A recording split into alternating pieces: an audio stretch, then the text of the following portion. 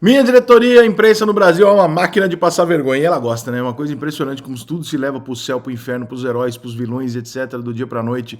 Se julga as coisas sem critério nenhum, se coloca num pedestal e depois você tem que tirar, depois você tem que explicar. Se joga o cara no lixo, depois você tem que explicar. Você tem que justificar. E aí você fica arrumando formas de tentar justificar que você colocou no cara num patamar de Deus e tal. Na verdade, cara, todo mundo erra e acerta, todo mundo tem bons e maus momentos. Existem grandes profissionais não tão bons.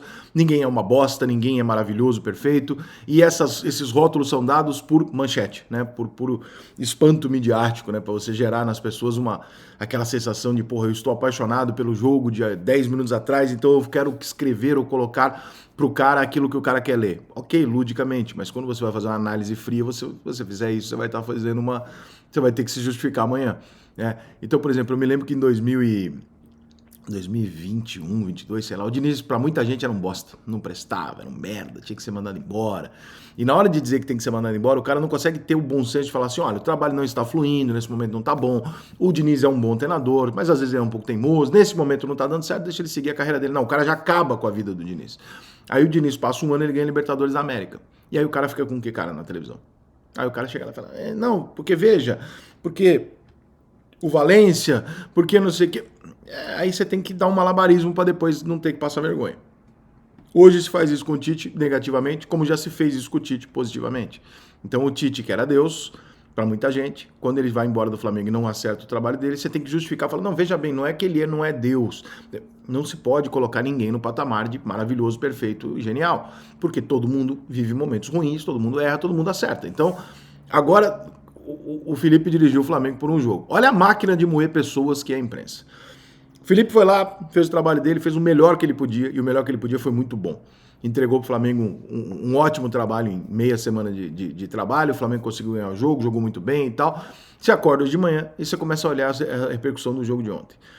Felipe Luiz pode atrapalhar a mesmice do futebol brasileiro. Um jogo, 2 treinamentos. Eu não sei nem quem escreveu. 2 treinamentos de um jogo. É impossível você ter uma análise do que pensa o Felipe Luiz sobre futebol. É absolutamente impossível. Você leva 3, 4 anos para entender qual é a metodologia de um treinador de futebol, porque ele vai passar pelos mais diversos elencos e vai se virar nas mais diversas situações. Como é que em um jogo, 2 treinamentos, você consegue traçar o que esse cara pode representar ou não? É impossível. É impossível. Em outros lugares, por exemplo, Felipe Luiz, como é que é? Imprensa espanhola, Felipe Luiz surpreende o Brasil. Então, cara, já estão botando o cara numa situação onde se ele perder o jogo de volta, ele tá fudido.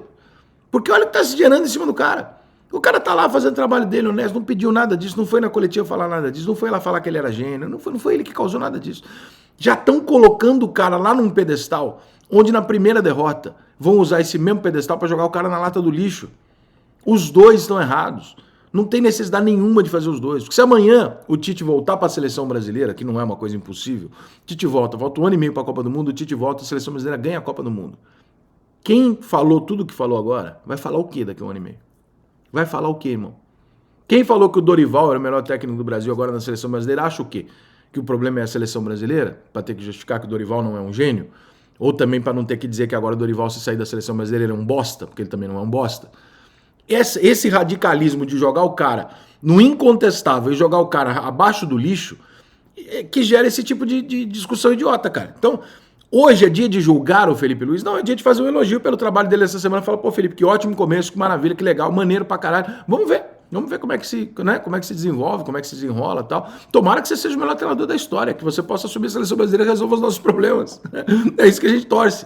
Mas não tem metodologia aplicada ainda pra gente olhar e observar e falar, não, é isso aqui realmente. Não tem essa porra. Não tem, entendeu? Uma coisa é você fazer um trabalho no sub-20, no sub-17, outra coisa é você fazer no profissional. São coisas completamente diferentes. É um jogo, 2 treinos, uma análise, uma avaliação. Diversas análises sobre a metodologia, sobre o que ele pensa, a forma de jogar, o que... Caraca! O Felipe Luiz pode ser um fator novo, eu acredito que seja, e acho que vai ser um dos maiores treinadores do futebol brasileiro. Por que você acha isso, Ica? Porque eu já estive com o Felipe Luiz, já conversei com ele, mantenho algum contato com ele, e sei que ele é um cara fora da curva. O Felipe é um cara fora da curva.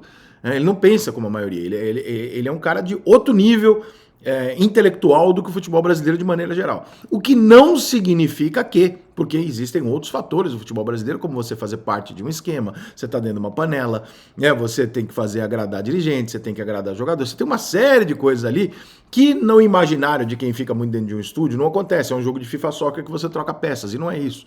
Ah, troca fulaninho por ciclaninho. Não é assim, cara. Troca fulaninho fica de cara feia. Quando fulaninho fica puto, contamina o grupo vai lá, não joga. É uma merda. Gestão de pessoas é uma merda. É muito mais difícil do que a parte tática. Porque a parte tática, vamos combinar que hoje, 2024, qualquer treinador de futebol no mundo que quiser estudar, ele sabe a mesma coisa que os outros. Saber, todos eles sabem a mesma coisa.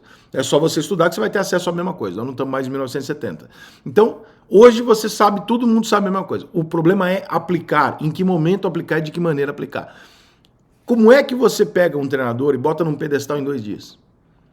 Por quê? Porque quando você bota ele num pedestal em 2 dias, o tamanho da queda vai ser proporcional ao pedestal que você colocou. O prejudicado nisso é o Felipe. Porque você está colocando o Felipe num lugar que ele ainda não merece estar.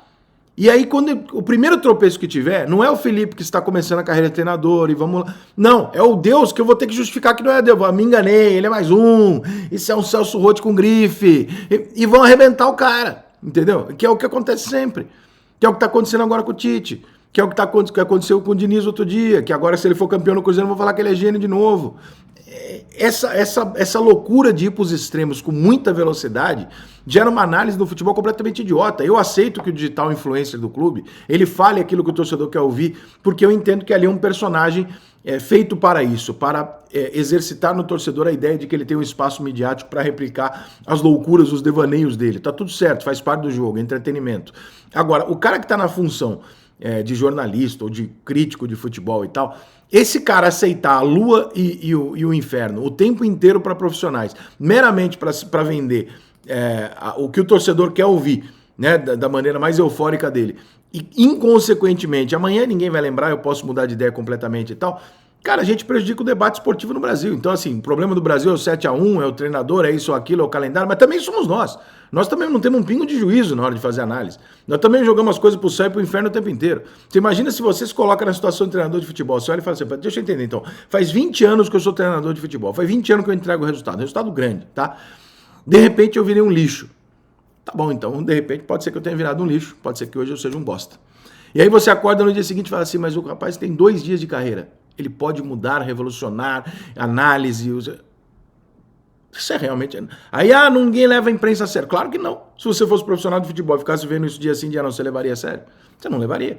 E aí os caras generalizam. E quando generalizam, ficam putos. Como ontem um jornalista fez uma ótima resposta ao Renato Gaúcho lá na coletiva do Grêmio, muito educada e tal, e justa. Mas, por outro lado, o Renato poderia ter dado uma resposta tão justa quanto. Falar, olha, vocês usam, o treinador brasileiro é ruim, vocês usam que o futebol brasileiro é isso, o jogador brasileiro é aquilo, vocês usam esses termos o tempo inteiro. Agora, quando eu me generalizo, vocês querem ficar putos, que bom que vocês ficaram chateados, que é pra vocês entenderem o que vocês fazem. Essa é a resposta que o Renato tinha que ter dado. Porque aí você mostraria que os dois estão certos e os dois estão errados. Né? Então, hoje de manhã, cara, me assusta. Me assusta porque, assim, eles estão botando o Felipe numa situação que o prejudicado vai ser o Felipe. Se não classificar na arena lá contra o Corinthians, o Felipe errou, a culpa é do Felipe. Por quê? Já que o mérito é todo do Felipe, Felipe é um gênio, em 2 dias agora vai tudo na bunda dele se as coisas não acontecerem. Quem é que ganha com isso, gente? O que constrói no futebol dessa maneira? Nada. E assim segue, né? Porque é isso aí, futebol brasileiro.